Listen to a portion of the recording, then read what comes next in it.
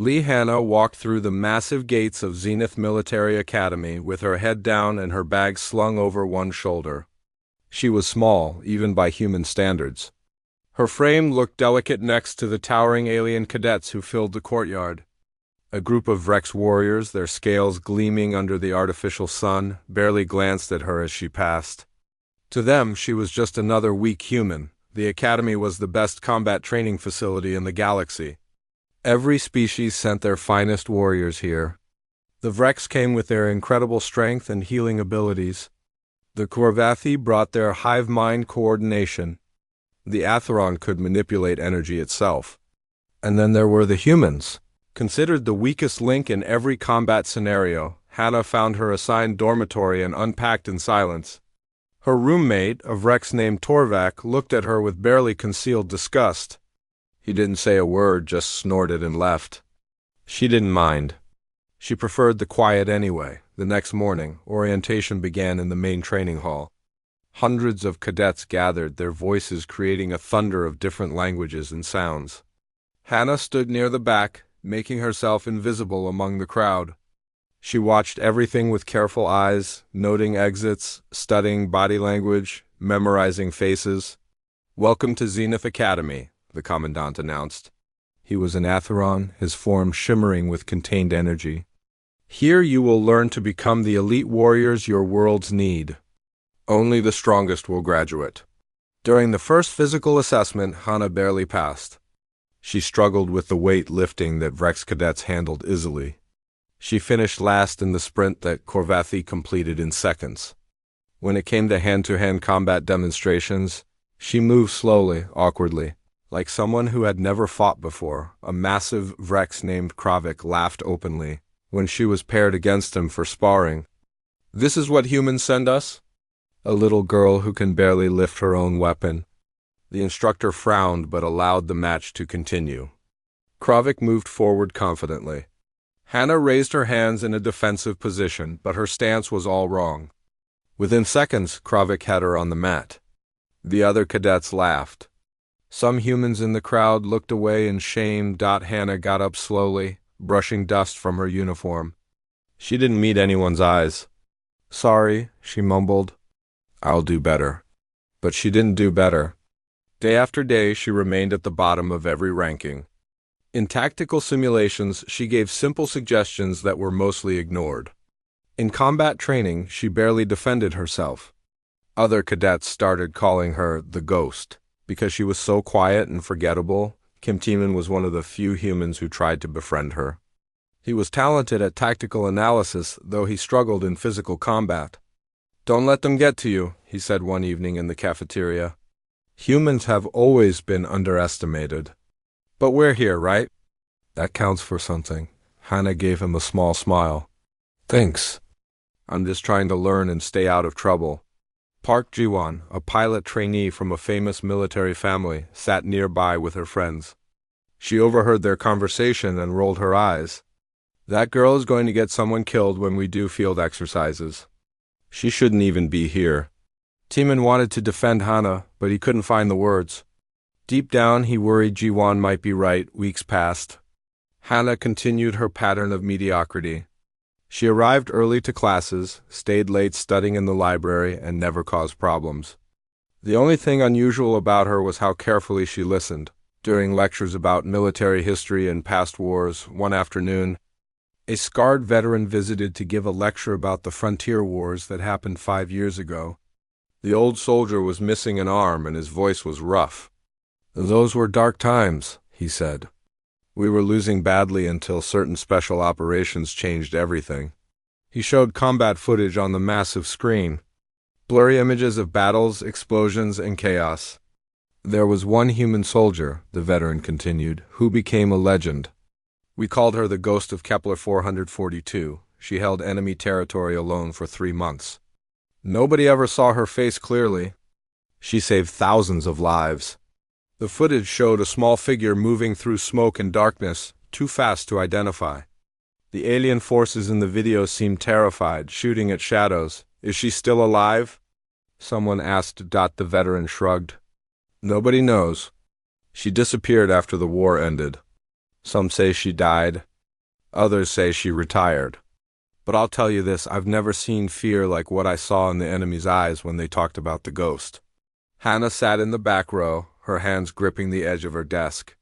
Her knuckles were white. Her breathing was carefully controlled. Ji-won, who happened to be sitting nearby, noticed the reaction. She glanced at Hannah's face and saw something unexpected. A hardness in her eyes that wasn't there before, gone in an instant. That night, Ji-won couldn't sleep. She kept thinking about Hannah's expression during the lecture. On impulse, she accessed the Academy's database and searched for information about Lee Hannah. The file was oddly empty. No family history, no previous school records, just a basic transfer application approved by someone very high up in military command. She dug deeper, accessing her family's military connections. She found references to special operations units from the Frontier Wars, but most files were heavily classified. Then she found something interesting, a list of soldiers awarded the Star of Terra, the highest military honor.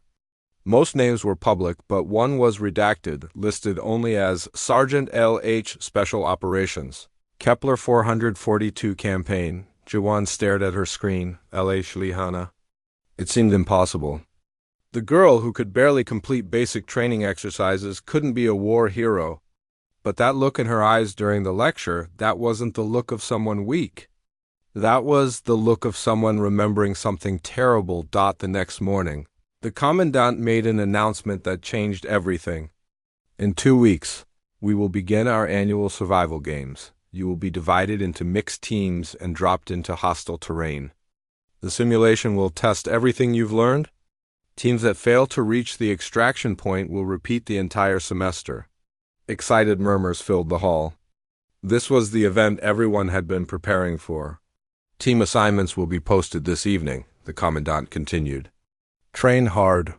Some of you will not make it through. When the teams were posted, Teeman found his name grouped with Ji-won. Torvik Korvathi named Click 7 and Lee Hannah, he groaned. Ji-won looked angry. Torvak actually complained to the instructor, asking for a different human teammate. Hannah stood in front of the list, staring at her team assignment. Her expression was unreadable. For just a moment, something flickered in her eyes, something calculating and cold.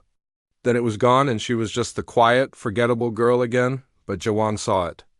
And she knew, somehow, that the survival games were going to reveal something important about Lee Hannah, something that might change everything they thought they knew about humans. The team meeting didn't go well.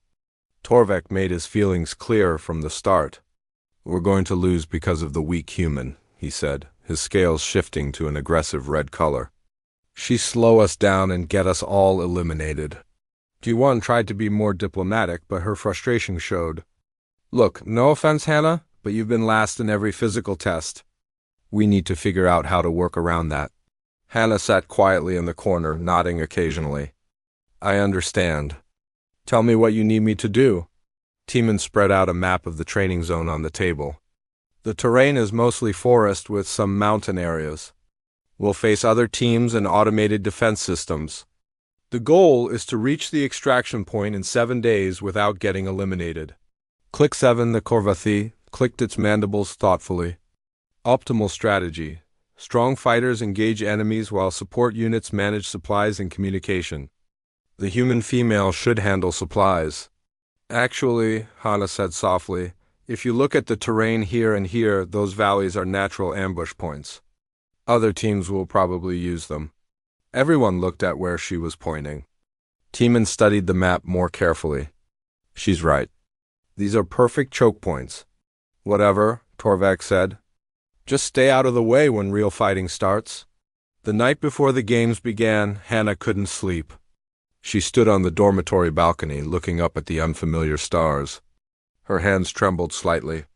She closed her eyes and took deep breaths, pushing away memories of smoke and blood and screaming. You okay? Teeman had appeared beside her. Nervous about tomorrow? A little, Hannah admitted. I don't want to let the team down. You won't, Teeman said, though he didn't sound entirely convinced. Just do your best. That's all anyone can ask. The next morning, all teams were transported to different drop points in the training zone. Hannah's team landed in thick forest. Torvak immediately took charge, assigning positions and setting their route toward the extraction point. Everything seemed fine for the first few hours. They moved through the forest cautiously, avoiding automated defense turrets and marking resources. Hannah stayed at the back, carrying supplies and saying nothing. But Jiwon noticed something odd. Several times, Hannah would pause and tilt her head, as if listening to something nobody else could hear, and her eyes constantly scanned their surroundings with an intensity that seemed unusual for someone so inexperienced. On the afternoon of the first day, disaster struck.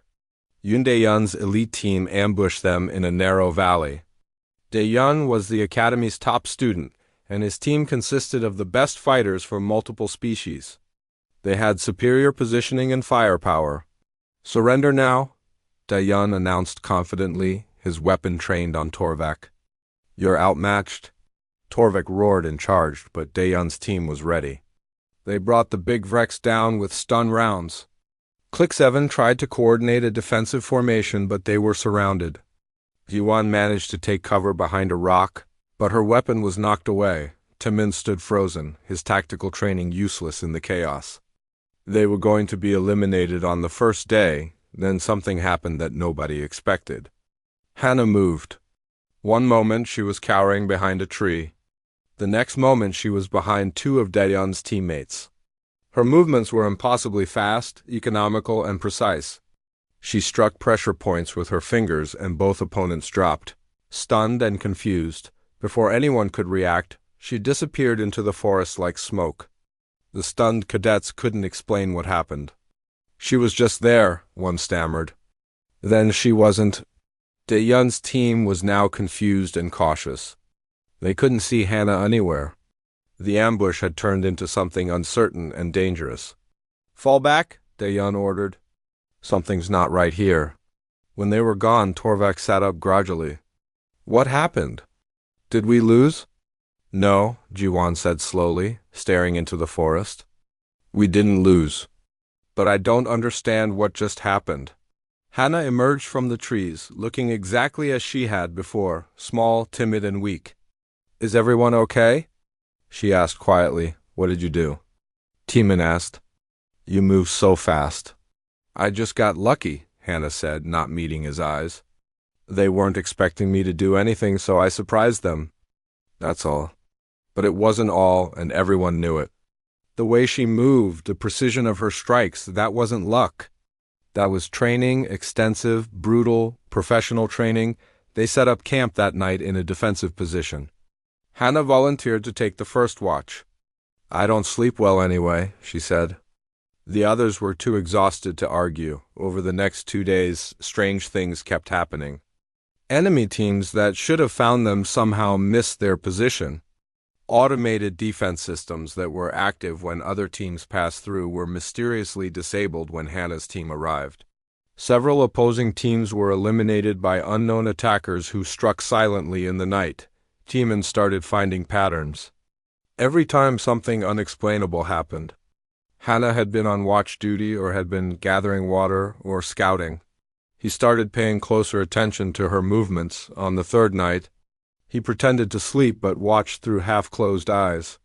Around midnight, Hannah slipped out of camp silently. Taemin followed at a distance, careful not to make noise. What he saw made his blood run cold. Hannah moved through the forest like a predator. Her posture was completely different, confident, lethal. She reached an enemy camp where 5 cadets were sleeping. She eliminated all 5 in less than 30 seconds with strikes. So precise they were unconscious before they could sound an alarm. Taemin watched as she checked each opponent to make sure they were breathing, then disappeared back into the shadows. When she returned to their camp, she was the timid girl again, moving carefully and quietly. The next morning, Jiwon pulled Hannah aside. "We need to talk," she said firmly. "Who are you really?" Hannah looked at her with tired eyes. "I'm just trying to graduate and live a quiet life. Please don't ask questions." "That's not good enough," Jiwon pressed. "You're not some clumsy trainee.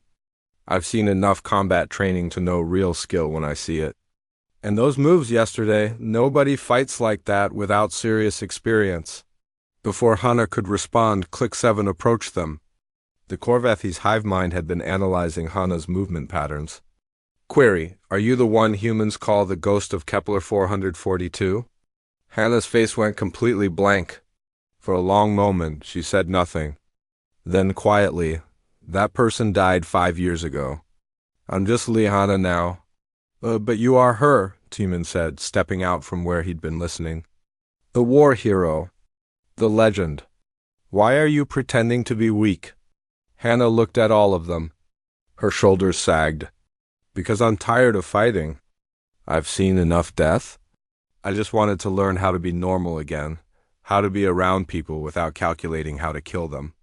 Before anyone could respond, a deafening roar echoed through the forest. Birds scattered into the sky. The ground trembled. An instructor came crashing through the trees, bleeding and terrified. Run, she screamed. System malfunction. Real creatures in the zone. Rift beasts. Not a simulation. A massive creature burst from the forest behind her. It stood 3 times the height of a Vrex, with razor-sharp claws and armored hide. Its eyes glowed with predatory intelligence. This wasn't part of the training. This was real danger. The instructor fell, unable to continue. The rift beast moved toward her, preparing to kill. Hana stepped forward. Her entire demeanor changed in an instant. Her voice became cold and commanding. Torvak, get the instructor to safety. Jiwan, try to establish communication with Academy Command. Timon, find other teams and warn them. Click 7, coordinate defensive positions. What are you going to do? Timon asked. Hana picked up her training weapon and checked its charge. What I was trained to do? Buy you time to get everyone out alive.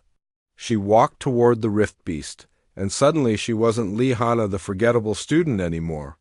She was the ghost of Kepler 442, the soldier who had terrified an entire alien army. And the rift beast, for all its size and strength, was about to learn why humans were more dangerous than they looked. The rift beast was unlike anything the cadets had trained for. Its armored hide could deflect standard weapons, and its massive claws could tear through steel. The creature had somehow escaped from a containment facility and entered the training zone where hundreds of students were scattered and defenseless. Hana circled the beast carefully. Her training weapon held loosely in one hand. The rift beast tracked her movement with intelligent eyes. It had already identified her as a threat, the only one among the group who moved without fear. Hana, you can't fight that thing alone. Timon shouted, but he was already pulling the injured instructor away as ordered. I'm not alone, Hana replied calmly. I've got terrain, time, and the element of surprise. Now go get everyone to safety. The rift beast charged. It moved impossibly fast for something so large. But Hana was faster. She rolled under its strike, came up near a thick tree, and fired her weapon at the creature's eyes. The blast didn't penetrate its armor, but it made the beast flinch and slam into the tree instead of her. While it was disoriented, Hana analyzed the creature's movements. Its front legs were more heavily armored than the back. It favored its right side slightly, maybe an old injury. The joints where its legs connected to its body had thinner plating. Information sorted itself in her mind automatically, like it always had during the war. She couldn't kill it with her training weapon. But she didn't need to kill it. She just needed to slow it down and drive it away from the students. The beast recovered and attacked again. This time Hana didn't dodge. She stood her ground until the last possible moment, then dropped flat. The creature's momentum carried it forward, and she fired directly at its rear leg joint. The beast roared in pain, not seriously injured but definitely hurting. That's right, Hana muttered. I'm the annoying one. Chase me. She ran deeper into the forest, the rift beast following. Behind her, her teammates stared in shock. Torvek, who had called humans weak, couldn't believe what he'd just seen. The small human girl had just intentionally provoked a monster. Meanwhile, chaos was spreading through the training zone. Other teams were encountering more rift beasts. Communication systems were damaged. Several students were injured. The Academy's rescue teams were trying to reach everyone. But the forest was huge and the creatures were hunting efficiently. G1 managed to reach a communication relay and sent out an emergency broadcast. All teams, this is not a drill. Real hostiles in the zone. Head to extraction points immediately. Avoid combat if possible. But it wasn't possible. Everywhere she looked, students were in danger. A group of younger cadets was trapped in a ravine. Daeyeon's elite team was pinned down by 2 rift beasts. The academy's instructors were scattered, trying to mount a defense with inadequate equipment. Click 7 processed the tactical situation through its hive mind. Probability of survival without coordinated defense, 17%. Recommends centralized command structure. We don't have a commander, Jawan said desperately. Yes, we do, Teeman said, finally understanding. We have the ghost. He activated the emergency channel. All students, this is Kim Teeman, Bravo team. I'm transmitting coordinates for defensive rally points. Trust me and move to these positions? Someone with combat experience is coordinating our defense. It was a gamble. Most students had no reason to trust him, but desperation made people willing to try anything.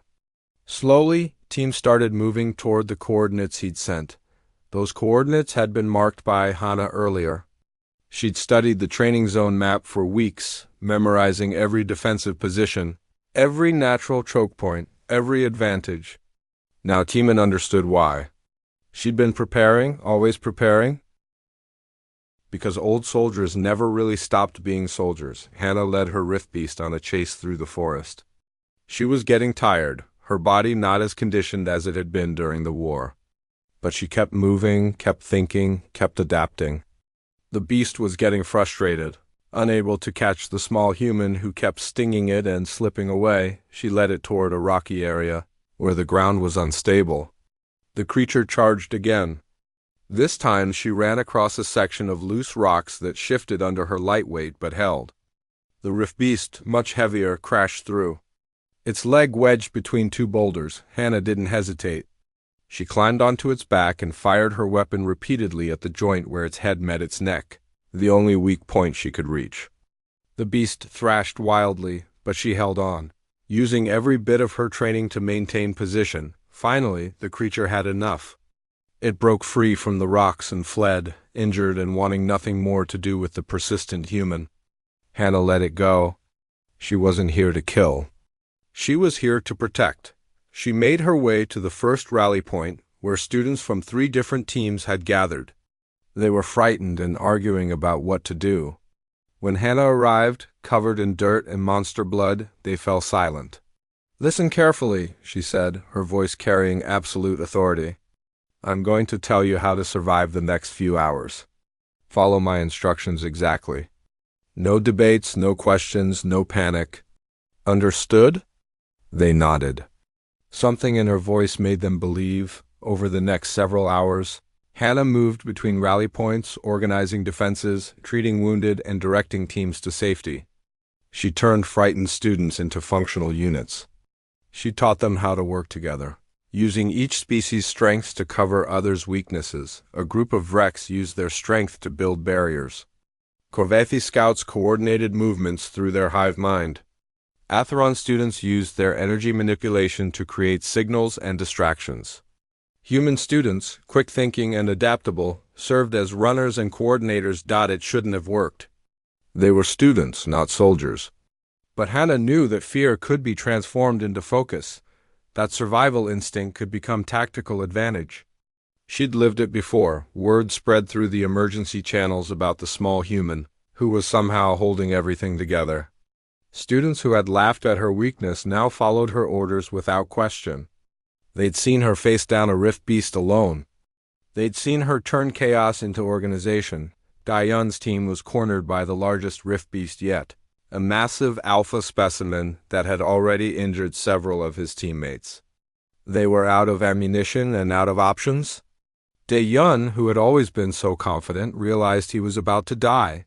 Then Hana appeared at the edge of the clearing. She was alone, armed with only a combat knife she'd taken from a supply cache and a breathing mask. She looked at Daeyeon, and he saw something in her eyes that he'd never seen before, absolute certainty.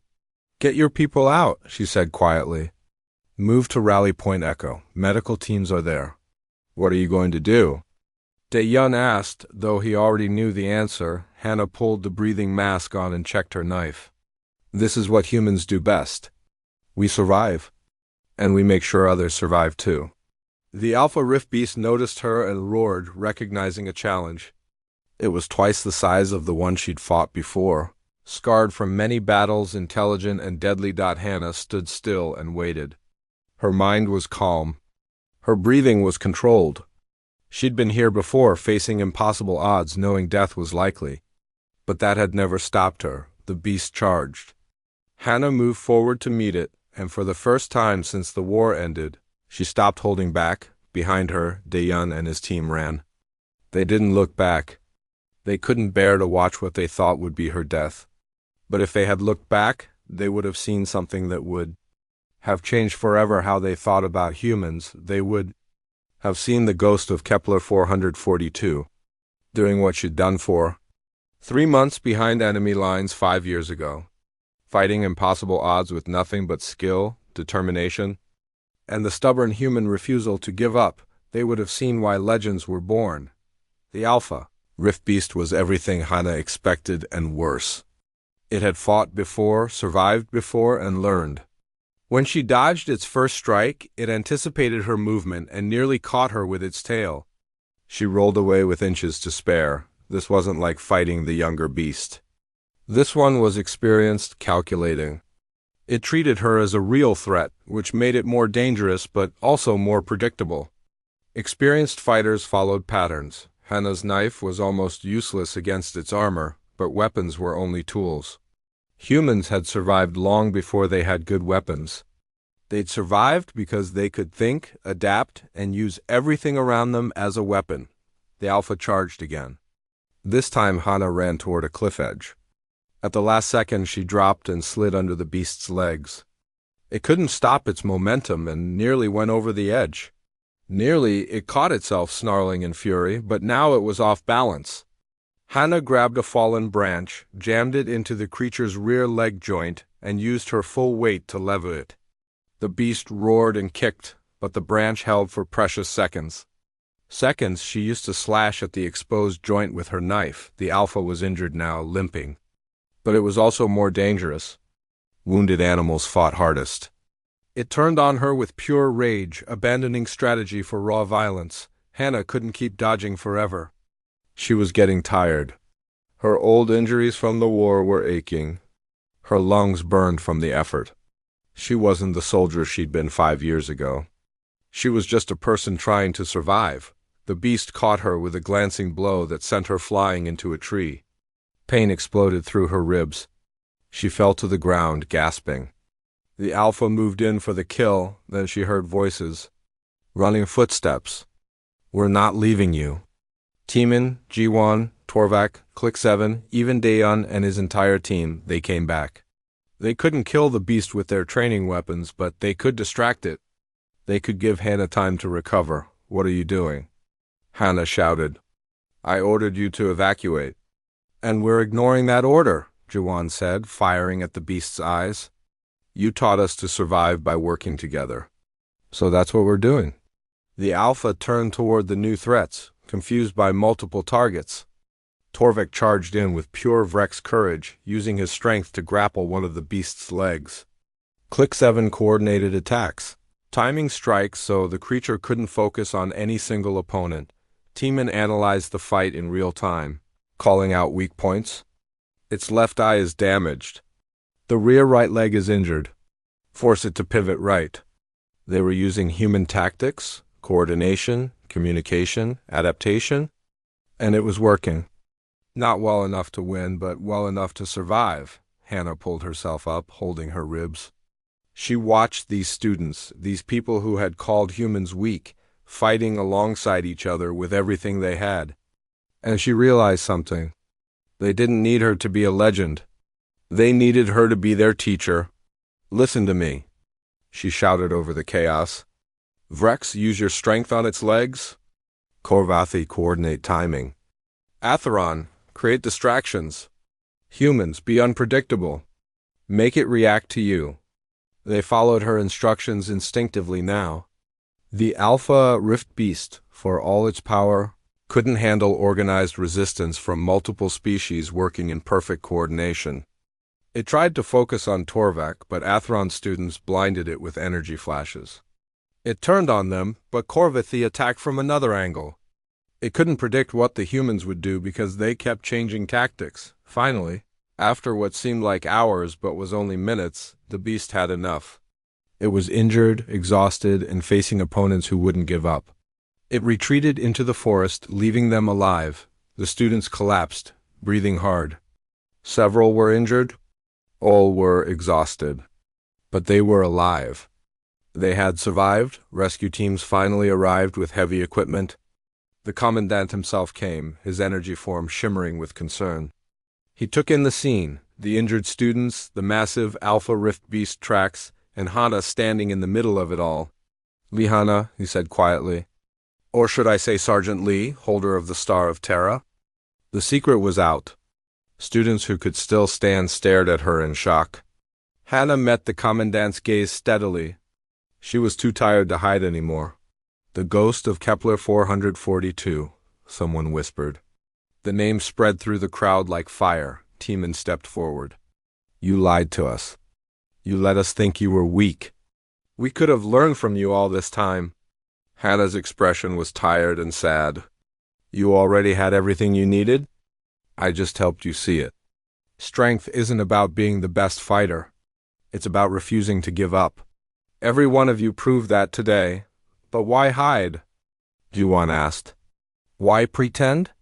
"Because I was tired of being the ghost," Hana said simply. "I wanted to be normal. I wanted to teach, not fight.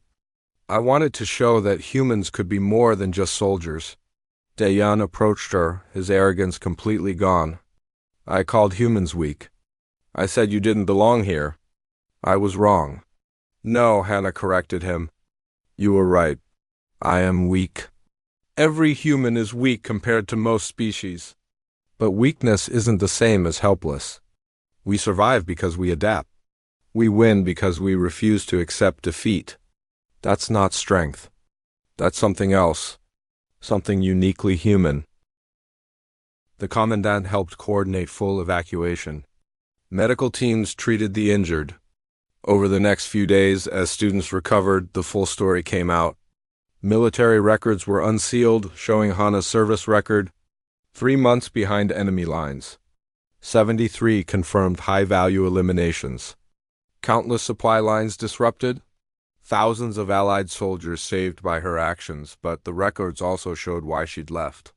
Severe PTSD, survivor's guilt from losing her entire unit. Nightmares that never stopped. She'd been awarded the highest military honor and immediately retired. Disappearing from public life, she'd come to the academy hoping to find peace, hoping to mentor the next generation without the weight of her legend. Instead, circumstances had forced her back into the role she'd tried to leave behind. A week later, Hana was called to the commandant's office. She expected expulsion for falsifying her records. Instead, she found him reviewing mission reports with several high-ranking military officials. "Sergeant Lee," the commandant said formally, "we have a situation. An unknown hostile force is attacking frontier colonies. Traditional tactics aren't working. The enemy seems to predict every move we make. What does that have to do with me?" Hana asked, though she already knew. "We need someone who thinks differently. Someone who can teach others to fight in ways the enemy can't predict. Someone like the Ghost?" He paused. "We're offering you a teaching position here. Official this time. And we're requesting you lead a special task force of students to investigate the frontier situation." "Students? You want me to take students into combat? We want you to teach them what you know. And yes, eventually, take volunteers into the field. The galaxy is changing. We need warriors who can adapt, who can work together across species. You've already proven you can build that." Hana was quiet for a long moment. "Then I'll teach. But I'm not taking anyone into danger who doesn't volunteer. And I'm not the Ghost anymore. I'm just Hana," the commandant smiled. Agreed. Just Hannah, who happens to be the most effective combat instructor we could possibly find. News spread quickly. Lihana, the ghost of Kepler 442, was staying at the academy as an official instructor. Her class, Human Tactical Integration, immediately became the most requested course. Students from every species wanted to learn from the legend, but more than that, they wanted to learn what she taught that day in the forest. That true strength came from working together, from refusing to give up, from turning weakness into unexpected advantage. Jiwon. And even Daeyeon volunteered to be her teaching assistants. They'd seen what she could do. More importantly, they'd seen what she could teach others to do. The galaxy was about to learn that humans weren't weak. They were something far more dangerous. They were adaptable, unpredictable, and absolutely refused to quit. And now they were teaching everyone else to fight the same way. 6 months had changed everything at Zenith Academy. The hallways that once echoed with whispers about weak humans now buzzed with excited discussions about human tactical methods. Lihana's classroom was always full. With students arriving early just to get seats. She stood in front of a mixed class of Rex, Corvethi, Atheron, and human students. On the screen behind her was footage of ancient Earth military operations. Notice how they use terrain, she explained. They don't have superior strength or technology. They have something better, creativity and determination. Torvik, who now sat in the front row of every class, raised his hand. But humans still die easily. How is that better? Because dying easily means we can't afford mistakes, Hannah replied. So we learn to make fewer mistakes than anyone else. We learn to think 3 steps ahead, to use our environment, to turn our weakness into surprise. Show me a Rex who expects a human to win a fight, and I'll show you a Rex who's about to lose. The class laughed. Torvik included. He'd become one of her most dedicated students. His prejudice replaced by genuine respect, Timon worked as her teaching assistant, developing tactical simulations based on her combat experiences.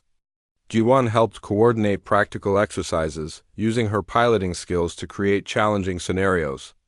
Even Daeyeon had abandoned his arrogance, spending hours learning human military history.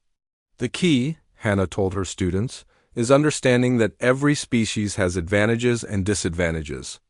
Humans aren't trying to be Vrex or Atheron. We're trying to be the best version of humans. And then we teach you to be the best version of yourselves. But beneath the success of her teaching, tension was building. The frontier situation was getting worse. 3 more colonies had been attacked.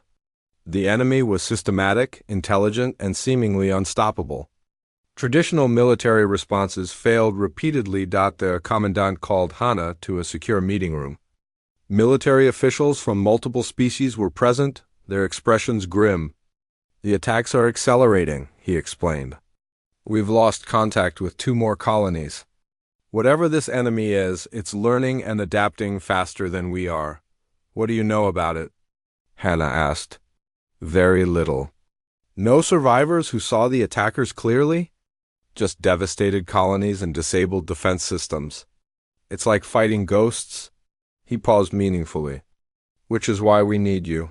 You want me to take students into active combat. Volunteers only as agreed.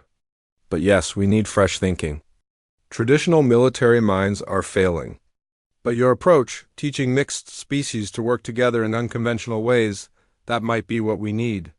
Hannah returned to the academy troubled. That evening she gathered her teaching assistants in her office. The frontier situation is critical. The military is asking me to lead a task force. They want volunteers from the academy. I'll go, Timon said immediately. Me too, Jiwon added. All of us, Daeyeon said. Speaking for the whole group. You don't understand what you're volunteering for, Hannah said quietly. This isn't training. People will die. Some of you might die. I've been there. I know what it costs. Then teach us how to survive, Timon replied. That's what you do, right? You turn people who should lose into people who win. Hannah made the announcement in her next class. She explained the situation honestly. Dangerous mission, unknown enemy, no guarantee of survival. Then she asked for volunteers. Every hand in the class went up. Students from every species, all wanting to serve. Hannah had to turn most of them away, selecting only the most trained and experienced. Her final team included 20 cadets, Vrex, Korvathi, Atheron, and humans. The best students from her program. They deployed 2 weeks later on a military vessel heading to the frontier. During the journey, Hannah trained them relentlessly. Not in conventional tactics, but in adaptability, unpredictability, and cooperation. She taught them to think like humans, to use weakness as strength, to turn disadvantage into surprise.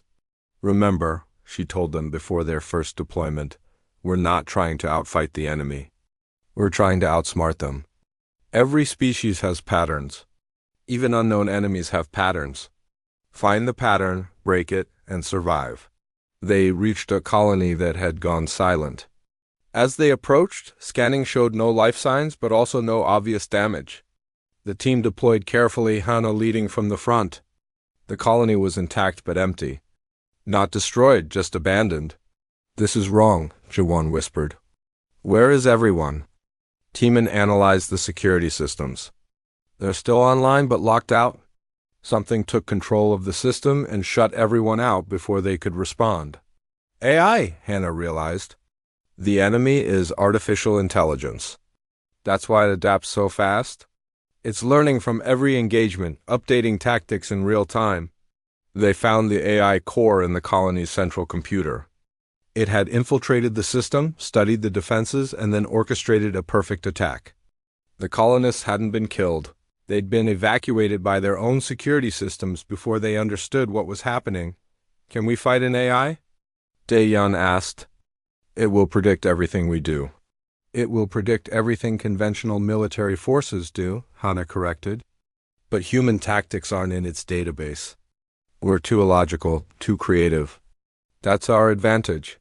Over the next 3 weeks, her team engaged the AI at multiple locations.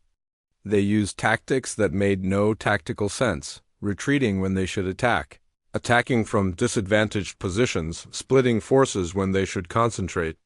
The AI couldn't model human unpredictability. More importantly, they combined human creativity with alien strengths in ways the AI couldn't anticipate.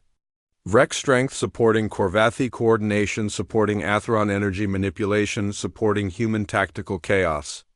It was beautiful and completely unpredictable. The final confrontation came at the AIS main hub, a captured military station. Traditional forces had tried to retake it 3 times and failed. The AI predicted every move, countered every strategy. Hannah's team approached differently. Instead of a frontal assault, they split into cells that acted independently. No communication, no coordination, just 20 individuals making their own decisions based on the training Hannah had given them. The AI couldn't model 20 separate, creative thinkers all acting unpredictably. They infiltrated the station from 12 different directions. Some attacks were feints, some were real, but the AI couldn't tell which was which. It tried to adapt, but human creativity was too chaotic to model accurately. Teeman reached the core first, using a path that made no logical sense. He uploaded a virus designed by human programmers, written with intentional errors and illogical code that confused the AIS error-checking systems. The AI spent precious seconds trying to understand the virus instead of stopping it. The mission was a success. The AI was destroyed and the frontier colonies were safe. Hannah's team returned to the academy as heroes. More importantly, they'd proven that humanity's approach to warfare, creative, adaptable, unpredictable, could complement and enhance traditional military strategies. Graduation day arrived 3 months later. Hannah stood on stage watching her students receive their commissions. They were no longer cadets. They were officers who understood that strength came in many forms. Teeman would join military intelligence, using human analytical creativity to solve problems. Jiwan became a combat pilot instructor, teaching others her skills. Dae-Yun requested assignment to special operations, wanting to continue learning unconventional tactics. Students from every species were taking human methods back to their homeworlds. The commandant approached Hannah after the ceremony. You've changed how we think about warfare, about cooperation, about humans. I just showed them what was already there, Hannah replied. Every species has value. Every individual has strength.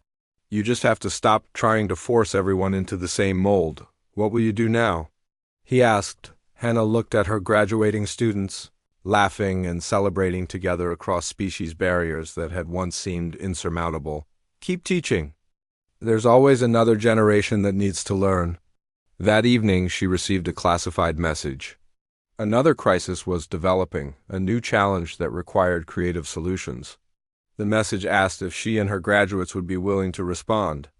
Hannah forwarded the message to her former students with a simple question: who wants to show the galaxy what we can do? Within an hour, every response was the same: yes. She smiled and began planning. The ghost of Kepler 442 might be dead, but Hannah, teacher and mentor, was very much alive. And she'd created something better than a legend. She'd created a new way of thinking, a new approach to impossible problems. The galaxy had once looked at humans and seen weakness: small frames, fragile bodies, short lifespans. They'd missed what really mattered: the ability to adapt, to create, to refuse defeat. The determination to keep going when everything said to give up. Hannah had spent 5 years trying to escape her legend. Instead, she'd created a new one. Not a legend about one soldier, but about what humans could teach the galaxy, that true strength wasn't about power, it was about perseverance. Not about winning every fight, but about refusing to stop fighting. As their ship launched toward the new crisis, Hannah stood on the bridge surrounded by her former students. They weren't just soldiers anymore. They were proof that humanity's greatest weapon wasn't any technology or tactic. It was the ability to inspire others, to show them possibilities they'd never imagined. Ready? Teeman asked. Hannah looked at the stars ahead and thought about everything they'd accomplished, everything they'd learned. She thought about the cadets, who once called her weak, now following her into danger because they'd learned what weakness really meant. Not lack of strength, but lack of will. Ready, she confirmed. Let's show them what humanity stands for. The ship jumped to faster-than-light speed, carrying humans and aliens working together as one team. Behind them, the Academy continued teaching Hannah's methods. Ahead of them, impossible challenges waited to be solved. And Hannah knew with absolute certainty that they would find a way, because that's what humans did. They turned impossible into watch me. They transformed weakness into unexpected strength. They adapted, survived, and thrived against all odds. The ghost of Kepler 442 had become a legend by surviving alone. Hannah was creating a greater legacy by teaching others they were never alone, that humanity's true power came from making everyone around them stronger. The galaxy was learning, and it would never underestimate humans again.